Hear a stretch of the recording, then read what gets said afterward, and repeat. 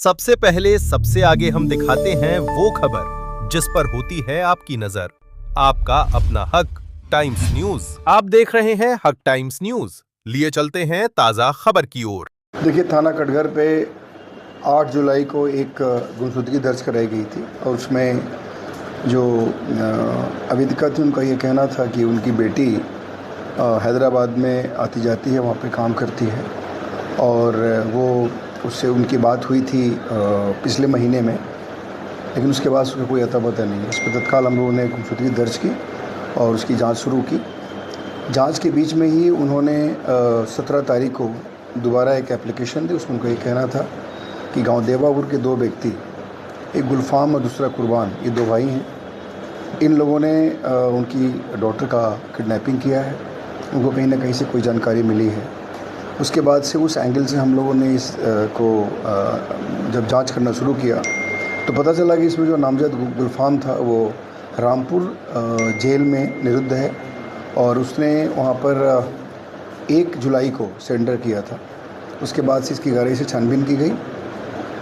उसके बाद जाकर के उससे वहाँ उसका बयान लिया गया।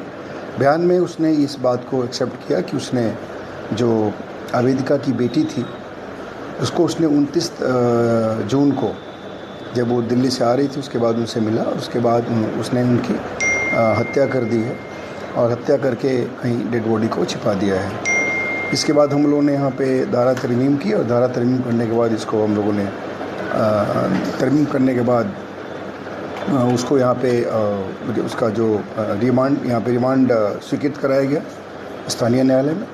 और उसके बाद से अभी हम लोगों ने कल पीसीआर के लिए अप्लाई किया है और पीसीआर के बाद उसको जो पूरी घटनाक्रम है उसके बारे में और प्लस जो चीज़ें इस पूरे घटनाक्रम में प्रयोग हुई हैं उसके बाद उसको हम लोग रिकवर करेंगे। इसमें अग्रिम मैदानी कार्रवाई की जाएगी। बॉडी कहाँ मिली थी, किस तरीके से? देखिए, उसके बारे में इसका ये कहना है कि इसने कहीं रुड़की में डेड बॉडी को डिस्पोज किया है। उस कोई कैनाल वगैरह है, वहाँ पे फेंक दिया था। उसके बारे में हम लोग छानबीन कर रहे हैं। अभी से पूछताछ हुई है। आज जब पीसीआर पे मिल जाएगा उसके बाद से हम लोग उसकी और गहराई से छानबीन करेंगे। सर, किसी व्हीकल का भी इसमें जिक्र किया गया है? कोई व्हीकल भी इसके द्वारा गिफ्ट की गई थी? देखिए, इसने अपने बयानों में ये बात को स्वीकार किया है कि इसके पास से एक थार व्हीकल है। उस थार को इसने इस पूरे घटना में यूज़ किया था और जब अपना अपराध करने के बाद उस डेड बॉडी को लेकर के कुछ देर तक यहाँ अपने इस गांव की तरफ भी था और यहाँ से लेकर के ये रुड़की जा कर के उसको डिस्पोज ऑफ करके और फिर उसके बाद ये अपनी कार को लेके कहीं गया था। तो ये सारी बातें इसने बताई है। अब हम लोग इसको पीसीआर पे ले रहे हैं और उसके बाद सारी घटनाक्रम की जो चेन है वो इस्टेब्लिश होगी और उसके बाद से जो इसमें रिकवरीज़ हैं वो रिकवरीज़ की जाएगी।